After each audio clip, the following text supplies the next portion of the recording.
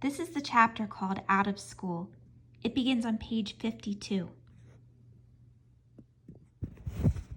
Dad didn't say anything when he met us in the lobby. We just walked out the doors without saying goodbye, even to the security guard at the reception desk. It was weird leaving the school when everyone was still inside. I wondered what Miles and Henry would think when I didn't come back to class. I hated that I was going to miss PE that afternoon. My parents were quiet the whole way back to the house. We live on the Upper West Side, which is about a half-hour drive from Beecher Prep, but it felt like it took forever to get home. "I can't believe I got suspended," I said as we pulled into the parking garage in our building. "It's not your fault, honey," answered Mom. "They have it in for us." "Melissa!" Dad yelled, which surprised Mom a bit. "Yes, of course it's his fault. The whole situation is his fault. Julian, what the heck were you thinking writing notes like that?" "He was goaded into writing them," answered Mom. We had pulled to a stop inside the garage. The parking garage attendant was waiting for us to get out of the car, but we didn't get out. Dad turned around and looked at me. "I'm not saying I think the school handled this right," he said. 2 weeks suspension is ridiculous. But Julian, you should know better." "I know," I said. "It was a mistake, Dad." "We all make mistakes," said Mom. Dad turned back around. He looked at Mom. "Jansen's right, Melissa. If you keep trying to justify his actions..." "No, that's not what I'm doing, Jules." Dad didn't answer right away. Then he said, "I told Jansen that we're pulling Julian out of Beecher Prep next year." Mom was literally speechless. It took a second for what he said to hit me. "You what?" I said. "Jules," Mom said slowly. "I told Jansen that we'll finish out this year at Beecher Prep," Dad continued calmly. "But next year, Julian's going to go to a different school." "I can't believe this," I cried. "I love Beecher Prep, Dad. I have friends. Mom?" "I'm not sending you back to that school, Julian," Dad said firmly. "No way am I spending another dime on that school. There are plenty of other great private schools in New York City." "Mom," I said. Mom wiped her hand across her face. She shook her head. "Don't you think we should have talked about this first?" she said to Dad. "You don't agree?" he countered. She rubbed her forehead with her fingers.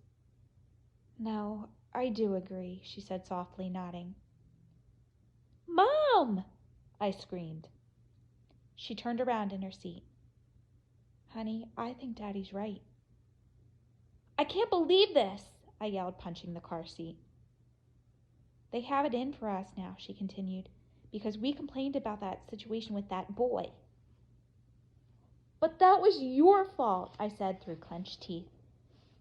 "I didn't tell you to try and get Auggie thrown out of the school. I didn't want you to get Tushman fired. That was you." "And I'm sorry about that, sweetheart," she said meekly. "Julian," said Dad, "your mom did everything she did to try and protect you. It's not her fault you wrote those notes, is it?" "No, but if she hadn't made such a big stink about everything," I started to say. "Julian, do you hear yourself?" said Dad. "Now you're blaming your mom. Before you were blaming the other boys for writing those notes. I'm starting to wonder if what they were saying is right. Don't you feel any remorse for what you've done?" "Of course he does," said Mom. "Melissa, let him answer for himself," Dad said loudly. "No. Okay," I yelled. "I'm not sorry. I know everybody thinks I should be. I'm sorry for being mean to Auggie. I'm sorry I talked smack about him. I'm sorry I dissed him. But I'm not. So sue me." Before Dad could respond, the garage attendant knocked on the car window. Another car had pulled into the garage and they needed us to get out. This chapter is called Spring. I didn't tell anyone about the suspension. When Henry texted me a few days later asking why I wasn't in school, I told him I had strep throat. That's what we told everyone. It turns out 2 weeks suspension isn't so bad, by the way. I spent most of my time at home watching SpongeBob reruns and playing Knights of the Old Republic. I was still supposed to keep up with my schoolwork, though, so it's not like I totally got to goof off. Miss Rubin dropped by the apartment one afternoon with all my locker stuff, my textbooks, my loose-leaf book, and all the assignments I would need to make up. And there was a lot.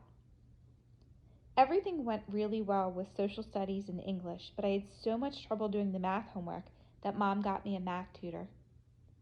Despite all the time off, I really was excited about going back, or at least I thought I was. The night before my first day back, I had one of my nightmares again. Only this time, it wasn't me who looked like Auggie. It was everyone else. I should have taken that as a premonition. When I got back to school, as soon as I arrived, I could tell something was up. Something was different. The first thing I noticed is that no one was really excited about seeing me again. I mean, people said hello and asked me how I was feeling, but no one was like, "Dude, I missed you." I would have thought Miles and Henry would be like that, but they weren't. In fact, at lunchtime, they didn't even sit at our usual table. They sat with Amos. So I had to take my tray and find a place to squeeze in at Amos's table, which was kind of humiliating. Then I overheard the three of them talking about hanging out at the playground after school and shooting hoops, but no one asked me to come. The thing that was the weirdest of all, though, was that everyone was being really nice to Auggie, like ridiculously nice. It was like I had entered the portal to a different dimension, an alternate universe in which Auggie and I had changed places. Suddenly, he was the popular one, and I was the outsider. Right after last period, I pulled Henry over to talk to him.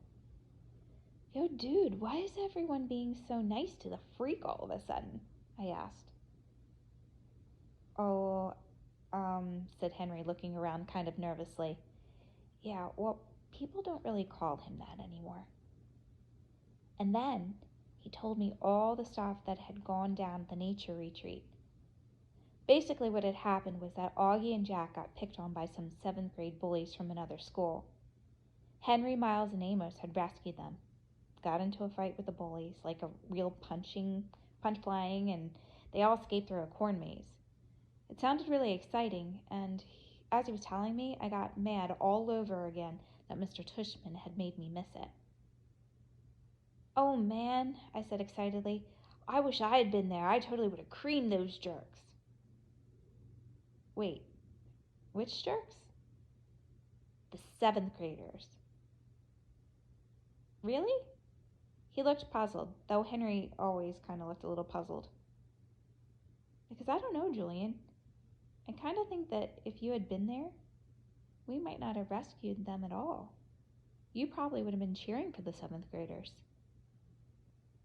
I looked at him like he was an idiot. "No, I wouldn't," I said. "Seriously?" he said, giving me a look. "No," I said. "Okay," he answered, shrugging. "Yo, Henry, are you coming?" Amos called out from down the hallway. "Look, I gotta go," said Henry. "Wait," I said. "Gotta go." "Want to hang out tomorrow after school?" Not sure," he answered, backing away. "Text me tonight and we'll see." As I watched him jog away, I had this terrible feeling in the pit of my stomach. Did he really think I was that awful that I would have been rooting for some 7th graders while they beat Auggie up?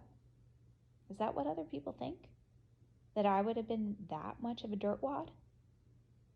Look, I'm the first one to say I don't like Auggie Pullman, but I would never want to see him get beat up or anything. I mean, come on, I'm not a psycho. It really annoyed me that that's what people thought about me. I texted Henry later on. "Yo, by the way, I would never have just stood by and let those creeps beat Auggie and Jack up. But he never texted me back. And we're going to stop right there. Thanks.